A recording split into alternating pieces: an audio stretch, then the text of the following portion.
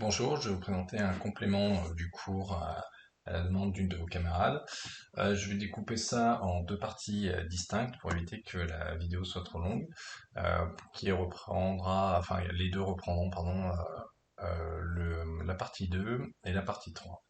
Dans la partie 2, ce qui nous intéresse, c'est de comprendre un peu ce que c'est que le phénomène de la vitesse, comment on le calcule et comment on change d'unité.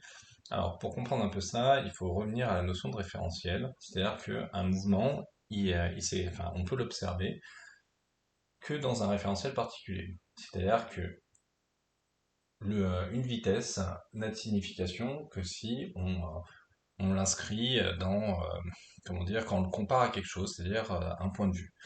On peut prendre l'exemple, si là où vous êtes assis sur votre chaise, peut-être, est-ce que vous êtes en train de bouger? Bah, vous direz, bah non, je suis pas en train de bouger. Bah, par rapport à votre chaise ou par rapport à la Terre, vous n'êtes pas en train de bouger. Mais si on vous demande si vous bougez par rapport au Soleil ou par rapport à l'univers ou à la galaxie, vous voyez que c'est plus tout à fait la même chose.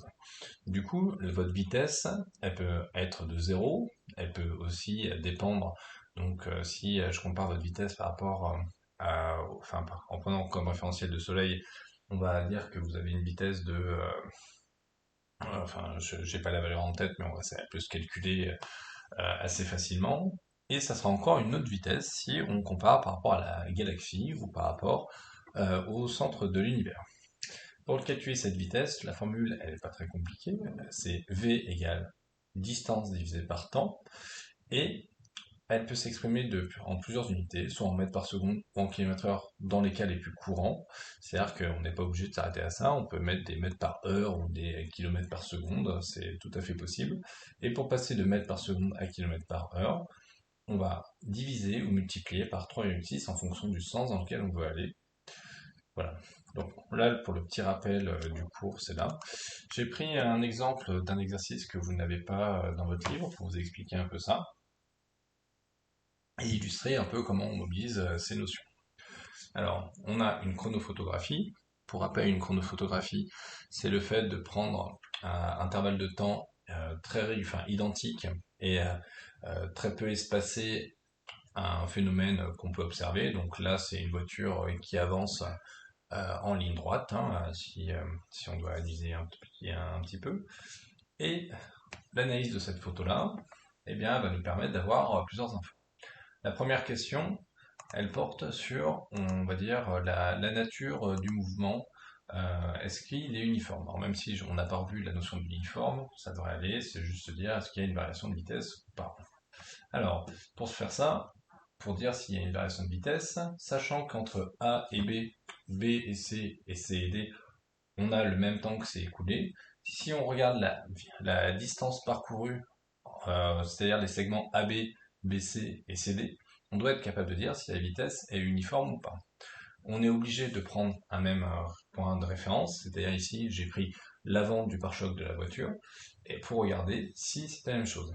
Alors même si là je ne l'ai pas fait devant vous, je peux vous dire que j'ai simplement fait des copier-coller de la même flèche, celle qui est en vert, et ces copier-coller là, en fait, ils montrent que c'est exactement, comment dire, la même distance. Je peux même le faire devant vous si besoin. Vous voyez qu'ici, on a une distance, la flèche, elle n'a pas changé, et ici, vous avez encore la même flèche. Voilà.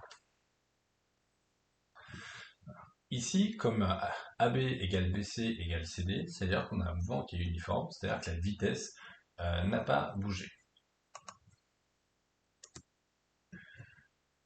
On nous demande ensuite combien de temps s'est-il écoulé entre les positions A et D. C'est-à-dire que là, on est sur une position A et on a la position D et on veut savoir combien de temps s'est passé entre là et là. Sachant qu'on sait qu'entre A et B, B et C et C et D, on a eu le même temps.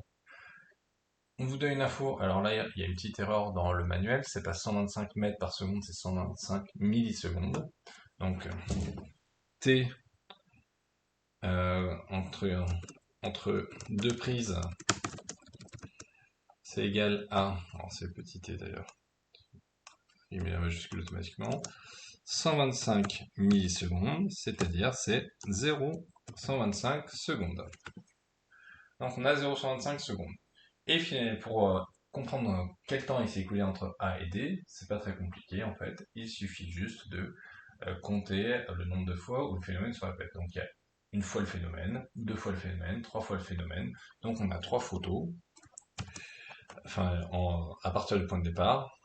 Donc il y a trois positions photographiées depuis le point de départ. Et du coup, t, ça sera égal à 3 fois 0,125 secondes. De tête, hein, c'est pas très compliqué, c'est 0,375 secondes. Donc première partie. Ensuite, on vous demande de calculer la vitesse. Alors la vitesse, là, il y a juste besoin de reprendre cette formule-là. Vous cachez V et ça vous donne D sur T.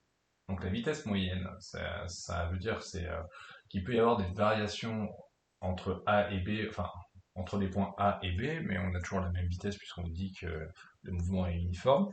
Là, il y a juste à appliquer bêtement P égale D divisé par T. Du coup,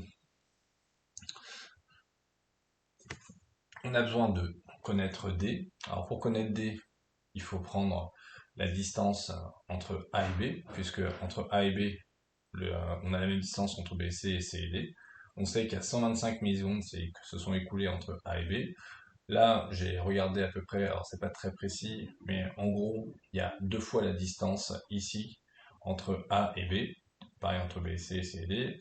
Et du coup, si on a le petit étalon de 20 cm, sachant que qu'il y a deux fois 20 cm, donc ça fait 0,2 m entre A et B, alors D égale 0,4 mètres. Donc V égale 0,4 divisé par 0,125. Donc on a tout converti en unités d'intérêt, c'est-à-dire qu'on était avec des millisecondes, on est passé en secondes, et on était en centimètres, on est passé en mètres. On peut donc sortir la calculatrice, et on a 0,4 divisé par 0,125, et on a 3,2 mètres par seconde. Et en km/h, ça ferait quoi? Donc il faut faire fois 3,6, donc V est égal à 3,6 fois 3,2. Alors, mais c'est pas demandé, c'est toujours utile d'utiliser ça comme situation. C'est bien si le machin marche. Fois 3,2, hop, ça fait 11,52. 52 km par heure. Voilà, donc premier exemple pour cet exercice. Ensuite, je voulais prendre un autre exercice qui permet de traiter une autre partie, même si là on a déjà vu certaines choses intéressantes. Ici,